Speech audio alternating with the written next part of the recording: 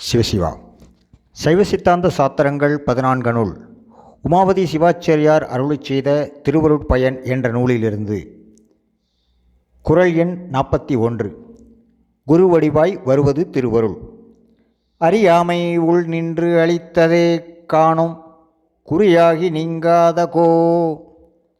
அறியாமை உள் நின்று அளித்ததே காணும் குறியாகி நீங்காதகோ. தெளிவுரை. கண்ணால் காணப்படாமல் ஆன்மாக்களில் நின்று படைத்தல், காத்தல், அழித்தல், மறைத்தல் என்னும் 4 தொழில்களையும் செய்து ஆன்மாக்களை காத்து வந்த அதுவே எஞ்சியதாகிய அருளையும் செய்வதற்கு காணக்கூடிய குரு வடிவை கொண்டு வரும். பெத்த நிலையிலும் முத்த நிலையிலும் ஆன்மாவை விட்டு நீங்காத திருவருள் அதுவே ஆகும். அறியாமை உள் நின்று அளித்ததே காணும் குறியாகி நீங்காதகோ.